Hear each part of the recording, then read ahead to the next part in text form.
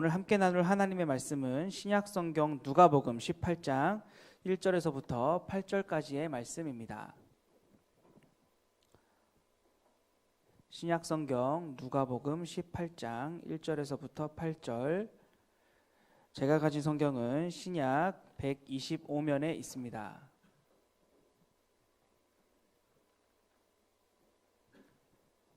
신약성경 누가복음 18장 1절에서부터 8절. 네, 우리 한 절씩 교독하도록 하겠습니다. 예수께서 그들에게 항상 기도하고 낙심하지 말아야 할 것을 비유로 말씀하여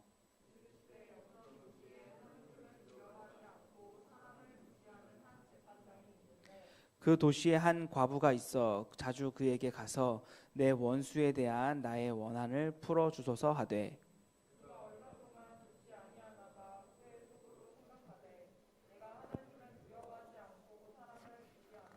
이 과부가 나를 번거롭게 하니 내가 그 원한을 풀어주리라. 그렇지 않으면 늘 와서 나를 괴롭게 하리라 하였느니라.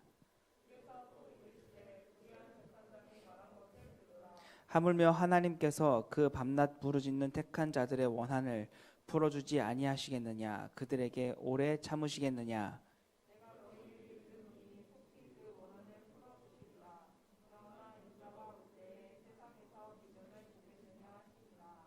아멘.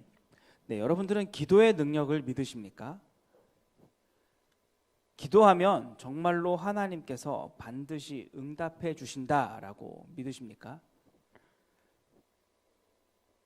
네, 정말 그렇습니까?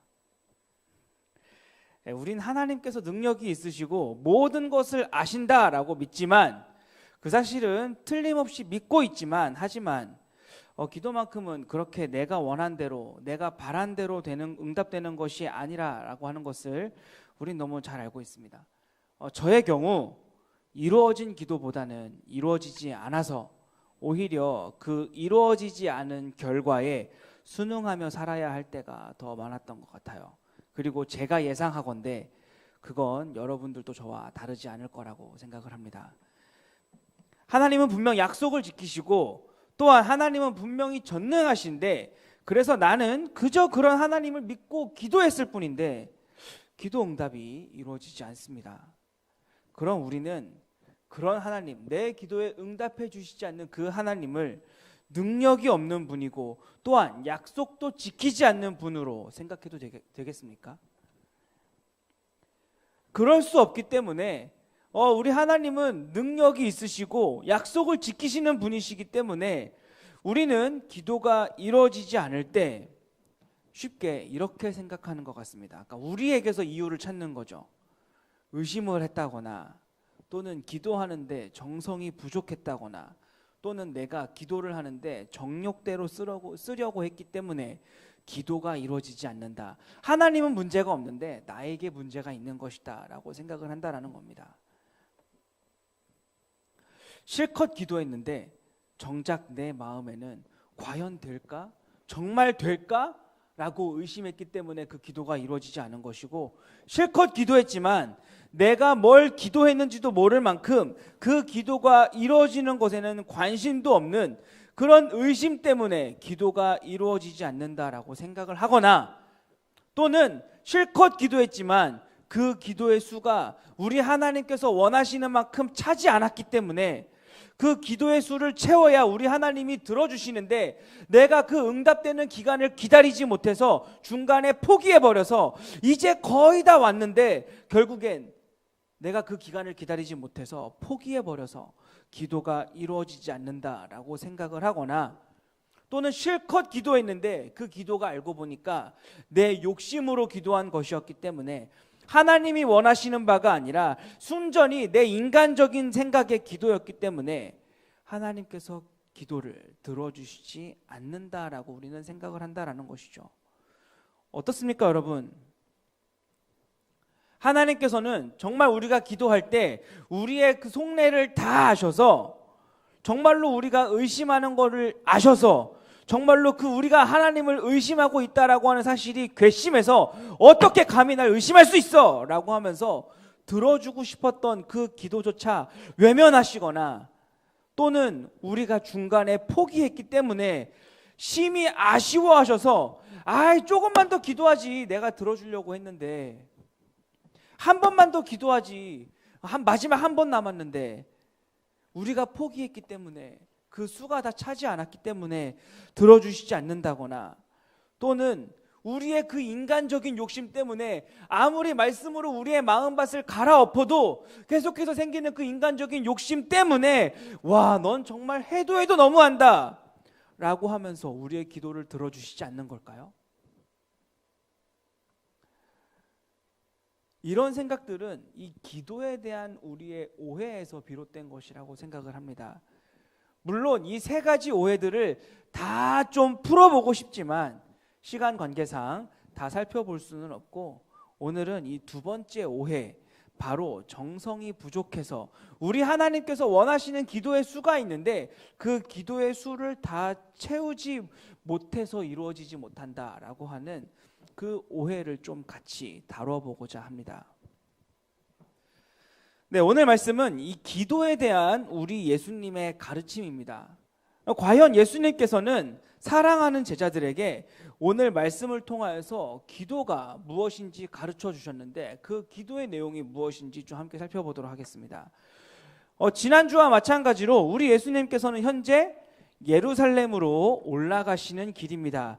이 예수님께서 예루살렘으로 올라가시는 길이다라고 하는 말은 곧 지금 죽으러 가는 길이다라는 뜻입니다.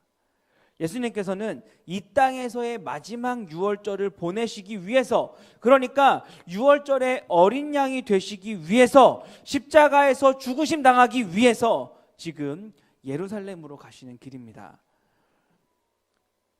그런데 곧 죽게 되실 우리 예수님께 이 12명의 제자들은 늘 항상 이리 가운데 보내는 양과 같은 존재였어요. 그러니까 예수님께서 죽으시면 이제 곧 제자들은 예수님 없이 이 땅에 남아서 예수님을 대신해서 이 땅에서 복음을 전하며 살아야 할 것인데, 우리 예수님조차도 참 만만치 않은 게 이 세상이었는데 이 제자들에게도 그 복음 전파자의 삶이 참 만만치 않은 일이었기 때문에 예수님께서는 늘 제자들을 보시면서 이리 가운데 양을 보내는 심정이셨습니다. 그래서 예수님께서는 오늘 본문의 표현처럼 늘 기도하고 낙심치 말아야 한다, 늘 기도하고 낙심하지 말아라 라고 하는 뜻으로 오늘의 이 비유를 말씀해 주셨습니다. 우리 오늘 비유를 다시 한번 좀 같이 읽어보겠습니다. 우리 2절에서 4절 같이 한번 좀 읽어볼게요. 자, 시작. 이르시되 어떤 도시에 하나님을 두려워하지 않고 사람을 무시하는 한 재판장이 있는데 한 과부가 있어 자주 그에게 가서 내 원수에 대한 나의 원한을 풀어주소서 하되 그가 얼마 동안 듣지 아니하다가 후에 속으로 생각하되 내가 하나님을 두려워하지 않고 사람을 무시하나. 우리 한 절 더 혹시 나갈 수 있습니까? 한 절 더, 5절까지. 제가 읽을게요. 내가 그 원한을 풀어주리라. 그렇지 않으면 늘 와서 나를 괴롭게 하리라 하였느니라. 예수님께서 말씀하셨습니다. 사랑하는 제자 여러분, 제 비유를 좀 들어주십시오. 어느 한 마을에 재판장이 있었습니다.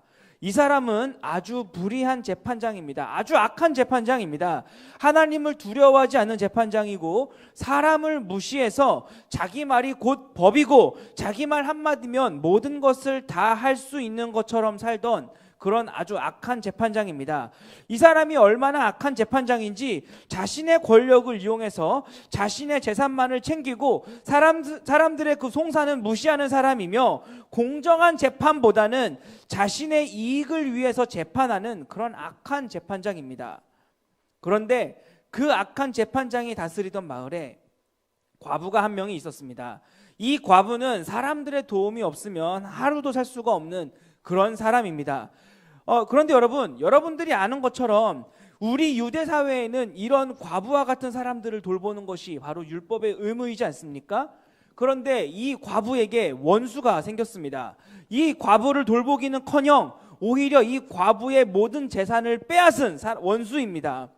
이 과부는 너무나 억울하고 이제 곧 죽을 지경이어서 도움을 구하다 결국 이 악한 재판장에게 오게 되었습니다. 그래서 이 악한 재판장에게 요구하기를 시작했습니다. 재판장님, 제발 저의 원한을 좀 풀어주십시오. 재판장님, 제발 저의 원한을 좀 풀어주십시오. 하지만 이 재판장은 그 여인의 말을 듣지 않았습니다. 왜냐하면 악한 재판장이었기 때문에 그렇습니다. 이 재판을 맡아봐야 자신에게 들어올 돈이 없다라는 것을 이 재판장은 알았기 때문입니다. 돈 될 일이 아니어서 그 과부의 송사를 듣지 않았습니다. 그런데 이 여인은 끈질긴 여인이었습니다. 왜냐하면 이 방법이 아니면 살 길이 없었기 때문입니다.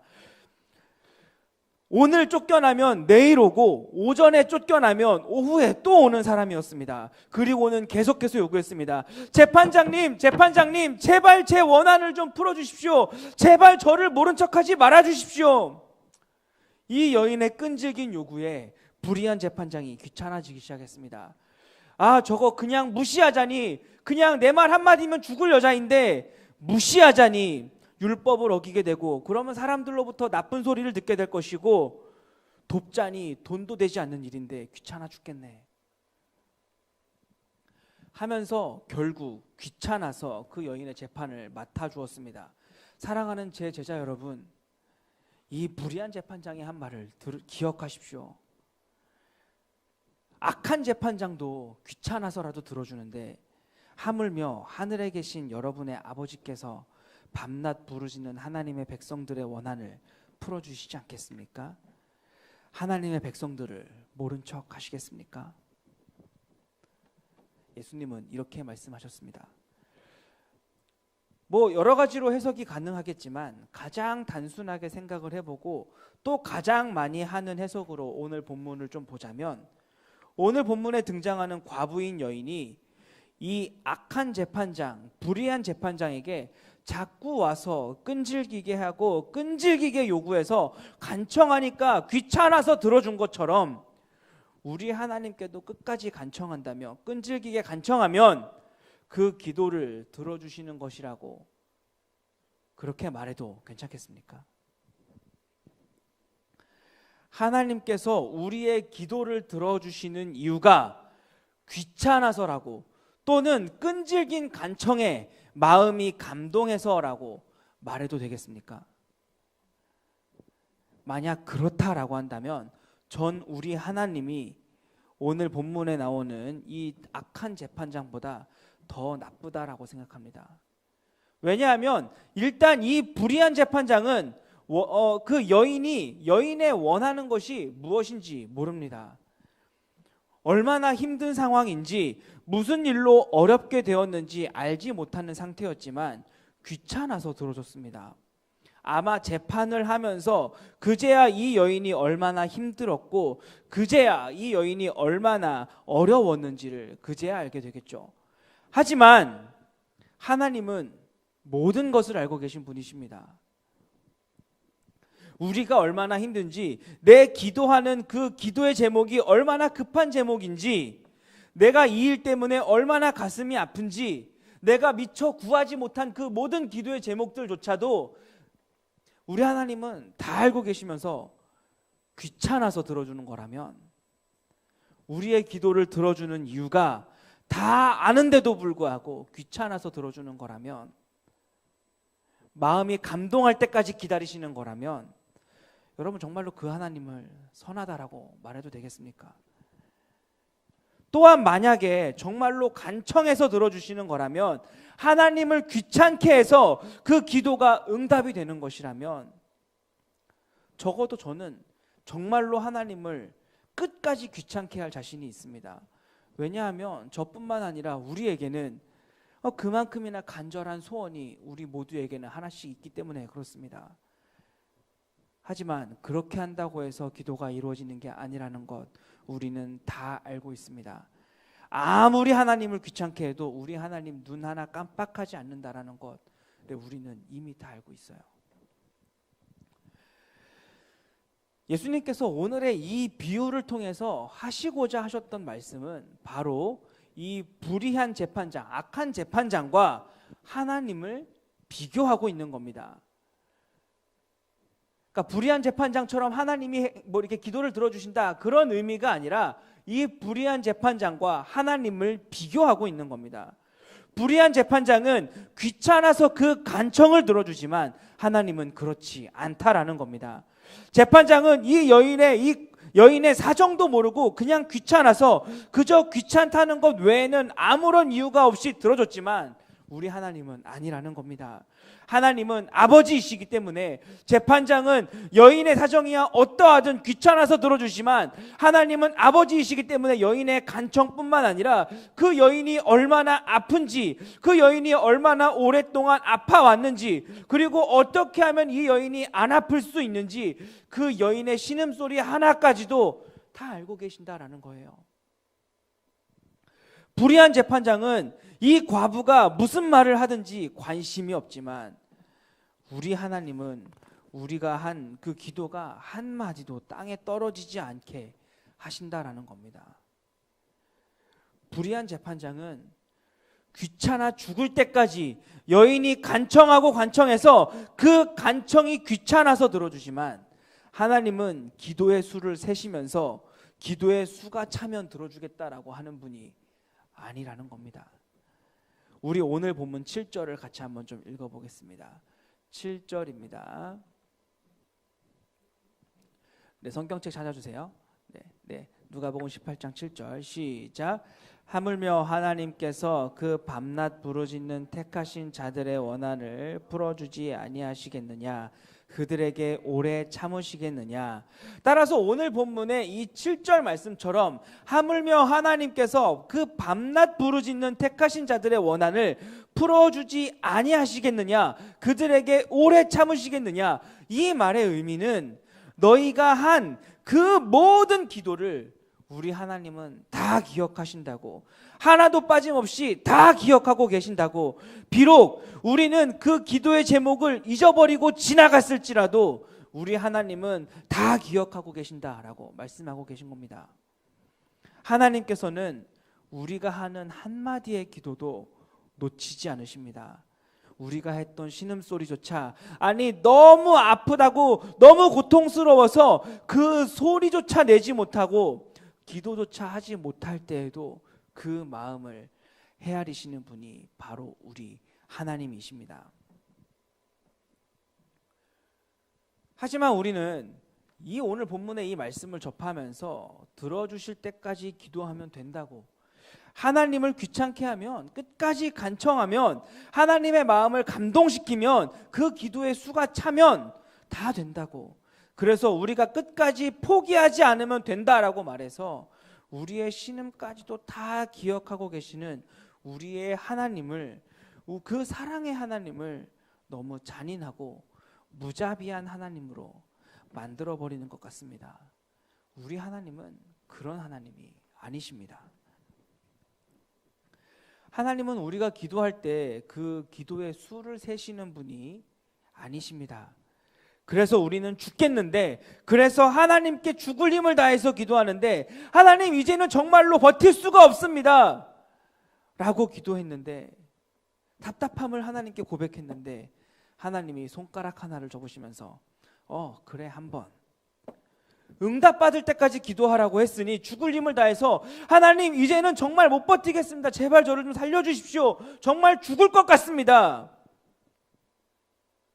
그랬더니 하나님이 손가락 하나를 더 접으시면서 2번, 하나님 이제 정말 못 버티겠습니다, 저 이것 때문에 밥도 못 먹고 잠도 못 자고 있어요, 하나님 언제까지 저를 위해서 참으실 것입니까? 3번. 이렇게 기도를 9번까지 했습니다. 그런데 이제는 정말 너무 아파서 기도할 수 있는 힘조차 없어서 이제는 정말로 힘이 남지 않아서 돌아섰는데 하나님이 뒤에서 이렇게 말씀하시는 겁니다. 너 그 한 번을 못하니 한 번 남았는데 한 번만 더 하면 내가 들어주려고 했는데. 우리의 사정을 다 아신다라고 하는 하나님께서, 나보다 나를 더 잘 아신다는 하나님께서 이러신다면 그 하나님 너무 잔인하지 않습니까? 지금의 상황도 너무나 비참한데 나를 더 비참하게 만드시는 그 하나님이 갑의 횡포 같지 않습니까? 물론 하나님께 드리는 우리의 정성과 우리의 열심은 중요하지만 이렇게 수를 세가시는 하나님, 우리가 올려드린 기도의 수가 부족해서, 정성이 부족해서, 하나님의 마음을 감동시키지 못해서, 하나님의 기대에 부응하지 못해서 우리의 간절한 소원을 외면하시는 그 하나님, 너무 잔인하지 않나요? 하지만 우리 하나님은 그런 분이 아니시라는 겁니다. 오늘 말씀은 그렇게 간청해야 한다고, 불의한 재판장에게 간청하는 것처럼, 불의한 재판장이 간청하는 것 때문에 들어준 것처럼 하나님도 간청하면 들어주신다라고 하는 그런 의미가 아니다라는 거예요.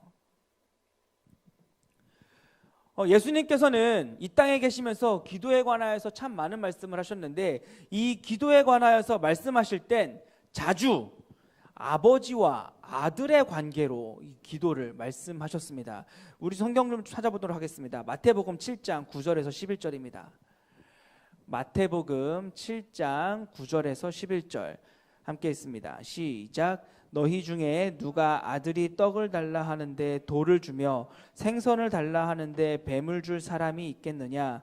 너희가 악한 자라도 좋은 것으로 자식에게 줄 알거든 하물며 하늘에 계신 너희 아버지께서 구하는 자에게 좋은 것으로 주시지 않겠느냐? 우리 한 군데 더 읽어보겠습니다. 우리 얼마 전에 다뤘던 누가복음 11장 13절입니다. 누가복음 11장 13절 시작. 너희가 악할지라도 좋은 것을 자식에게 줄 알거든 하물며 너희 하늘 아버지께서 구하는 자에게 성령을 주시지 않겠느냐 하시니라. 아멘. 이 몇 주 전에도 제가 말씀을 드렸지만 우리 예수님께서는 이 기도에 대해서 어떻게 가르치시느냐, 바로 이 기도란 내 소원을 이루는 수단이나 주문이 아니라, 하나님의 응답을 구할 수 있는 도구나 주문이 아니라, 하나님을 내 마음대로 부릴 수 있는 어떤 주문이 아니라, 하나님께서 하늘에 그 보물창고를 쌓아두셨는데 그 문을 열 수 있는 열쇠가 아니라, 바로 하나님을, 그 전능하신 하나님을 내 아버지로 만날 수 있는 특권이라고 가르쳐 주신 것입니다. 하나님이 남이 아니라 그저 저 멀리에 있는 그냥 어떤 신 중에 하나가 아니라 내 아버지로, 내가 좋아하는 것만을 주시는 분이 아니라 나에게 더 좋은 것을 주시기 위해서, 나에게 더 유익한 것을 주시기 위해서 언제나 나에게 관심을 갖고 계시고 지켜보시는 아버지로 만나는 그 특권이 바로 기도라고 가르쳐 주신 것입니다. 우리 함께 마태복음 7장 9절에서 11절 다시 한 번 더 읽어볼게요. 마태복음 7장 9절에서 11절입니다. 시작. 너희 중에 누가 아들이 떡을 달라 하는데 돌을 주며 생선을 달라 하는데 뱀을 줄 사람이 있겠느냐? 너희가 악한 자라도 좋은 것으로 자식에게 줄 알거든 하물며 하늘에 계신 너희 아버지께서 구하는 자에게 좋은 것으로 주시지 않겠느냐? 아버지는 자녀가 떡을 달라고 하면 떡을 줍니다.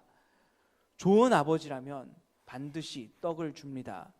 좋은 아버지는 자녀가 돌을 달라고 해도, 자녀가 원하는 게 돌이라고 해도 떡을 줍니다.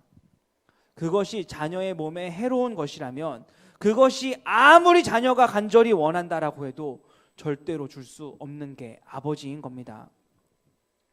그렇다면 자녀가 떡을 달라고 하지 않을 때는 어떻게 해야 할까요? 달라고 하지 않았으니까, 그것이 자녀가 원하는 것이니까 주지 말아야 하겠습니까? 그게 좋은 아버지일까요?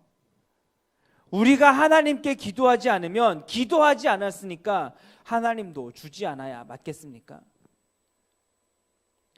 이 자녀가 굉장히 자존심이 강하고 또 자립심도 강한 그 자녀라서 아버지께 내가 어떻게 두 손을 벌릴 수 있겠는가 해서 아버지께 떡을 요구하지 않았습니다. 그래서 아버지가 이 자녀에게 와서 애야, 떡을 좀 달라고 하겠니? 그럼 내가 줄게. 그랬더니 자녀가 아빠 괜찮아요 라고 했습니다. 그래서 아버지가 한숨을 쉬면서 에휴 넌 또 오늘도 그런 소리구나. 넌 안 괜찮다라고 하는 말, 아빠한테 달라고 하는 말은 할 줄 모르니? 아빠가 싫으니? 라고 하면서 자녀가 달라고 안 했으니까 떡을 안 주는 겁니다. 결국 그렇게 하다가 이 자녀가 굶어 죽었어요. 아이 자식, 끝까지 그렇게 버티더니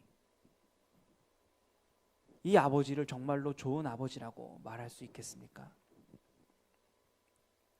좋은 아버지라면 구하지 않아도 우리의 필요가 무엇인지, 근심은 없는지, 공부는 잘 되는지, 일은 잘 되는지, 학교에서 괴롭힘을 당하지는 않는지, 직장에서 괴롭힘을 당하지는 않는지 먼저 살펴볼 것이고, 또 먼저 알기 위해서 부단히 힘쓰는 것이 좋은 아버지인 거예요.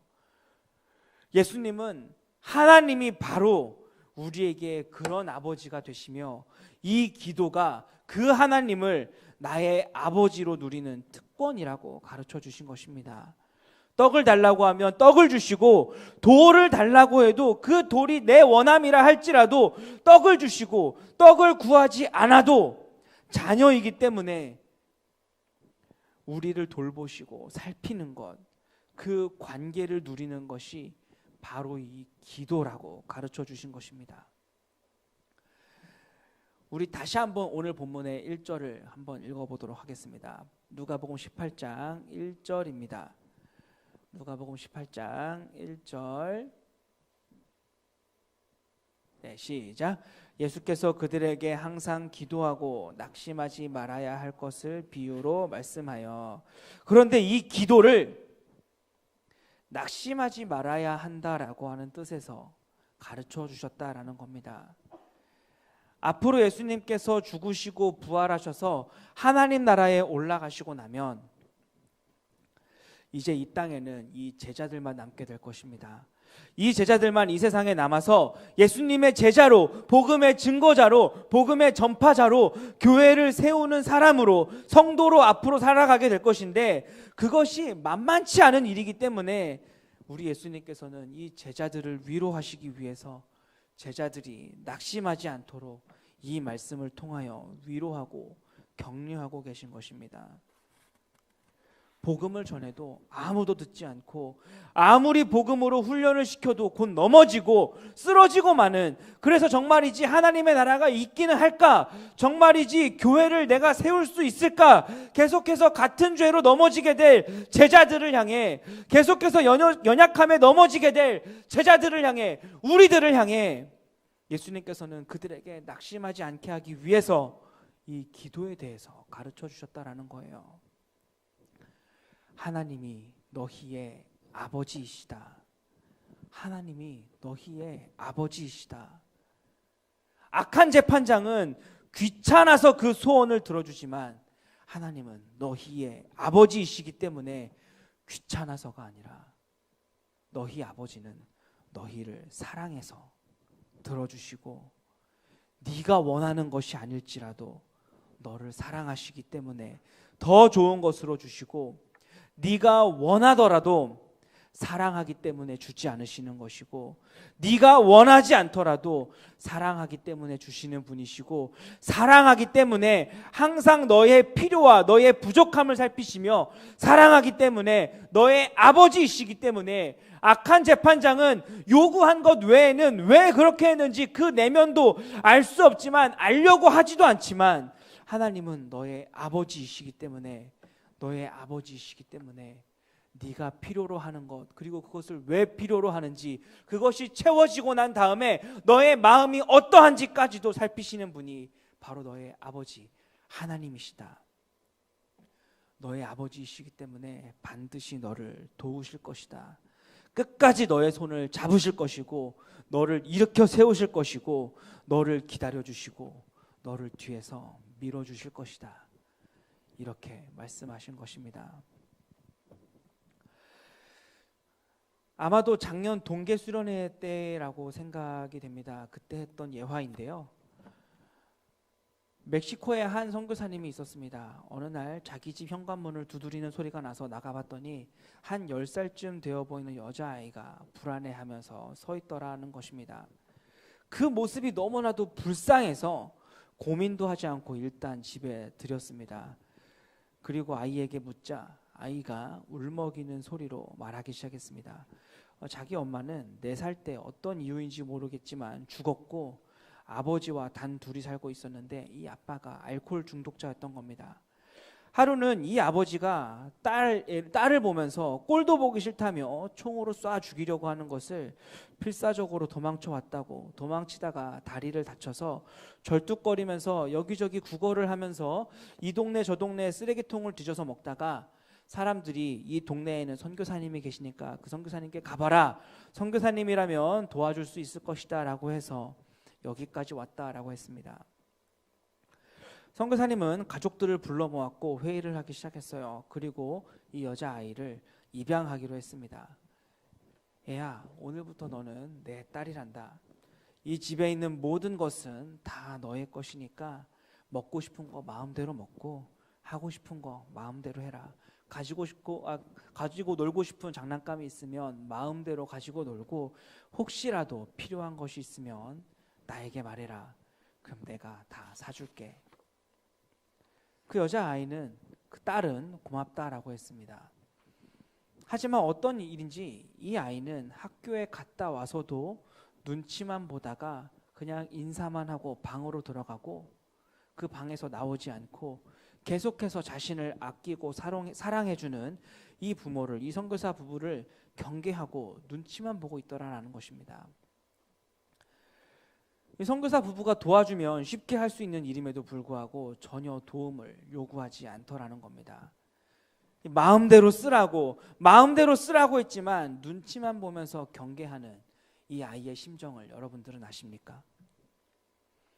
한 번도 사랑을 받아본 적 없고 아버지의 사랑이나 아버지의 도움을 경험해 본 적이 없는 이 아이가 지금 이 엄청난 사랑을 받으면서 마음에 하고 있는 생각은 혹시라도 내가 무언가를 잘못하면 또 이전처럼 버림받지 않을까? 혹시 내가 이 아버지한테 잘못 요구하면 예전에 아버지에게 당한 것처럼 내가 다시 당하게 되지 않을까라고 하는 생각, 그 두려움이 이 아이에게 있었던 겁니다. 어느 날 이 선교사님의 책상에 앉아서 공부를 하고 계신데 이 여자아이가 문을 두드리고 조심스럽게 들어왔습니다. 그리고는 조심스럽게 책상 옆에 섰어요. 선교사님이 물었습니다. 딸, 뭐 필요한 거 있어? 그러자 그 여자아이가 조심스럽게 아주 떨리는 목소리로 아빠, 나 신발끈 하나만 사주세요. 그런데 그 말을 들은 선교사님이 주저앉아서 울고 말았습니다. 이 아이가 요구한 게 너무 시시해서 너무 사소한 거여서 신발끈을 구해서가 아닙니다. 그 여자아이가 불쌍해 보여서가 아니었어요. 이 아이가 드디어 자신을 아빠라고 불러줬기 때문에 그렇습니다. 이 아이가 자신이 필요한 것을 나에게 달라고 했다라고 하는 이 아이가 드디어 나를 아버지라고 부르고 나를 의지하기 시작했다라고 하는 사실이 이 선교사님에게 감동이었던 거예요. 사랑하는 미커 여러분, 저는 이것이 기도라고 생각을 합니다. 기도는 우리의 원함을 채움받는 것이 아니라 우리가 하나님을 경험하는 것이고, 기도는 하나님을 아버지로 만나는 겁니다. 죄인이었던 우리를, 그래서 선택의 여지가 전혀 없었던 우리를 예수 그리스도를 통하여서 우리를 자녀로 삼아주시고 자녀로서 아버지께 마음껏 요구할 수 있는 그 권리를 주신 것, 네, 그것이 기도인 겁니다. 사랑하는 미커 여러분, 믿음의 야성을 가지고 살게 될 올 한 해 기도 많이 하시기 바랍니다. 이 기도 많이 하라고 하는 말은 오래 하라라고 하는 것도 아니고 횟수를 여러 번 가지라고 하는 말도 아니고 화려한 말들로 막힘없이 하라는 말이 아닙니다. 여러분들의 아버지 되신 하나님께 여러분들의 깊은 것까지, 아니 여러분들의 사소한 것까지 내어놓으라는 말입니다. 친한 친구에게 내 깊은 것까지 털어놓는 것처럼, 친한 친구에게 내 사소한 것까지도 말할 수 있는 것처럼 아버지께 내 깊은 것까지, 내 사소한 것까지 털어놓으며 하나님의 그 아버지 되심을 마음껏 누리시기를 바랍니다. 사랑하는 미커 여러분, 올 한 해 기도 많이 하세요. 그냥 순간순간 스쳐가는 그 시간들마다 하나님과 대화하시기 바랍니다. 하나님, 나 이제 밥 먹어요. 하나님, 나 지금 어디 가요? 하나님, 나 늦은 것 같아요. 하나님, 나 오늘은 좀 먼저 도착한 것 같네요. 하나님, 오늘 저에겐 이런 일들이 있었어요. 그렇게 여러분들과 그 하나님의 아버지 되심을 마음껏 누리시기 바랍니다. 하나님이 여러분들의 아버지 되십니다. 기도하는 것으로 그 아버지의 손을 잡고 마음껏 뛰어노는 그 철없는 아이의 심정으로 돌아가시기 바랍니다.